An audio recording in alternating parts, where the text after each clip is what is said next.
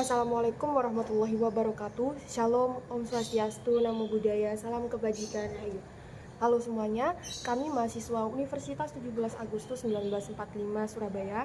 Saya Hafidatus Rosida dengan NIM 112200081 dan rekan saya Amelia Kartika Oktaviani dengan NIM 11122200066.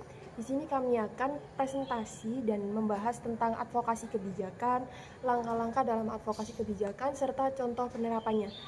Baik, mari kita mulai dengan mempertegas apa itu advokasi kebijakan. Jadi, apa itu advokasi kebijakan? Advokasi kebijakan adalah upaya yang dilakukan oleh individu atau kelompok untuk mempengaruhi pembuat kebijakan dalam rangka mengubah, mempertahankan, atau menghapus kebijakan tertentu. Tujuan utamanya adalah untuk mencapai perubahan yang diinginkan dalam kebijakan publik agar lebih berpihak kepada kepentingan masyarakat. Dan selanjutnya yaitu langkah-langkah advokasi kebijakan. Langkah-langkah dalam advokasi kebijakan biasanya mencakup beberapa tahapan. Yang pertama yaitu identifikasi masalah. Dalam identifikasi masalah ini yang perlu kita lakukan yang pertama yaitu menentukan isu atau masalah yang perlu diadvokasi. Kedua, mengumpulkan data dan bukti yang mendukung adanya masalah yang ada. Selanjutnya, langkah analisis kebijakan. Dalam langkah analisis kebijakan ini, yang pertama yaitu menganalisis kebijakan yang ada saat ini, selanjutnya menilai dampak kebijakan tersebut terhadap masyarakat. Langkah selanjutnya yaitu pembentukan koalisi.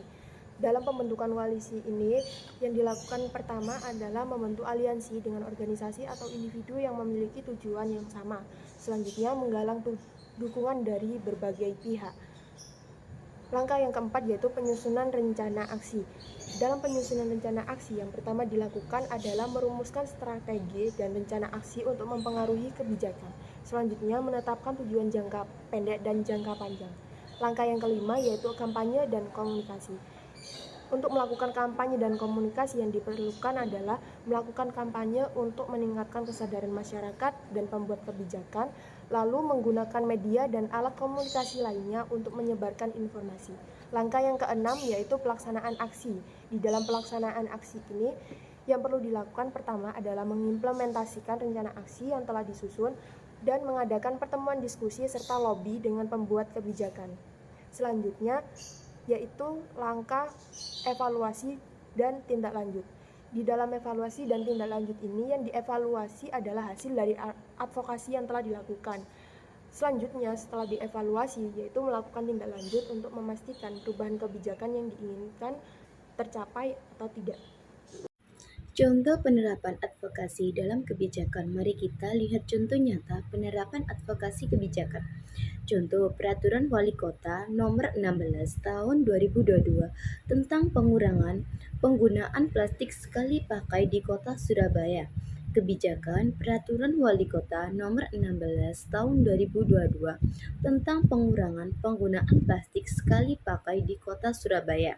Kebijakan publik yang bermasalah yaitu pada bab 4 tentang pengurangan penggunaan kantong plastik, pasal 4 ayat 1 yang berbunyi pengurangan penggunaan kantong plastik dilaksanakan dalam bentuk larangan menggunakan kantong plastik dan kewajiban menggunakan kantong belanja ramah lingkungan.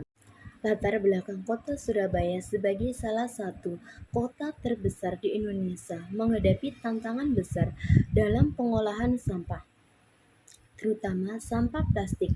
Kebijakan plastik atau kebijakan salah satu pemakaian kantong plastik atau larangan penggunaan kantong plastik sekali pakai dibentuk sebagai respon terhadap berbagai masalah lingkungan dan kesehatan yang disebabkan oleh limbah plastik. Sampah plastik dapat menyebabkan pencemaran terhadap lingkungan, salah satunya pada merusak ekosistem yang ada, dapat menyebabkan kematian dan kepunahan terutama pada satwa yang dilindungi.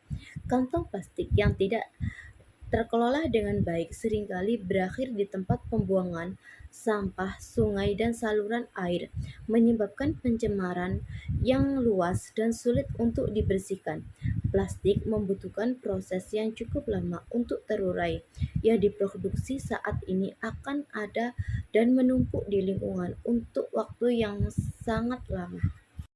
Tujuan dari Peraturan Wali Kota Surabaya Nomor 16 Tahun 2022 tentang pengurangan penggunaan plastik sekali pakai adalah untuk mengurangi dampak negatif terhadap lingkungan yang diakibatkan oleh limbah plastik. Peraturan ini bertujuan untuk mendorong perubahan perilaku masyarakat, pelaku usaha, dan instansi pemerintah dalam mengurangi penggunaan plastik sekali pakai, meningkatkan kesadaran dan tanggung jawab dalam menjaga kebersihan lingkungan, serta mendukung terciptanya kota Surabaya yang lebih bersih dan ramah lingkungan. Penyebab masalah berdasarkan pada data timbulan sampah kota-kota besar di Indonesia tahun 2020. Jumlah volume sampah kota Surabaya menempati posisi kedua sebagai kota dengan timbulan sampah terbanyak pada tahun 2020.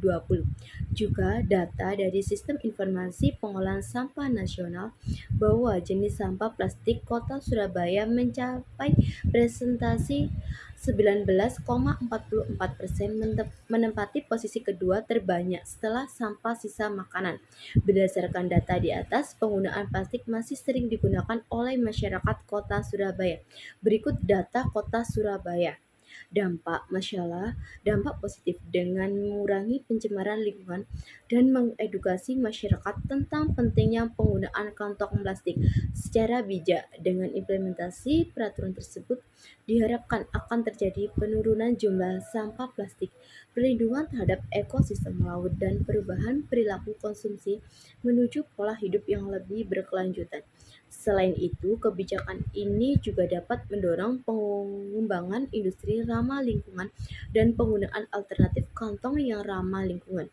Dampak negatif, konsumen mungkin harus mengeluarkan biaya tambahan untuk membeli alternatif plastik sekali pakai seperti tas kain. Kesimpulan, kebijakan Peraturan Wali Kota Surabaya Nomor 16 Tahun 2022 bertujuan untuk mengurangi penggunaan plastik sekali pakai dengan melarang penggunaan kantong plastik dan mewajibkan penggunaan kantong belanja ramah lingkungan. Ini dilakukan untuk mengatasi masalah besar pengolahan sampah plastik di Kota Surabaya, mengurangi pencemaran lingkungan, melindungi ekosistem, serta mengubah perilaku konsumsi menuju pola hidup yang lebih berkelanjutan. Meskipun kebijakan ini memiliki dampak positif dalam mengurangi pencemaran lingkungan, konsumen mungkin perlu menanggung biaya tambahan alternatif plastik ramah lingkungan. Rekomendasi perbaikan ini bertujuan untuk mengurangi penggunaan plastik sekali pakai, yaitu pertama dengan membawa kantong belanja sendiri. Kita dapat mengurangi penggunaan kantong plastik di supermarket dan warung.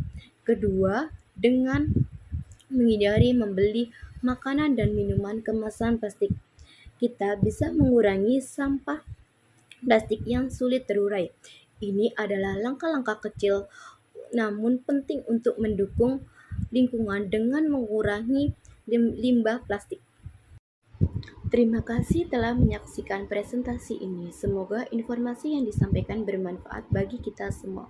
Sampai jumpa kesempatan berikutnya. Jangan lupa untuk berbagi informasi dan terus mendukung upaya advokasi kebijakan di lingkungan Anda. Selamat berjuang.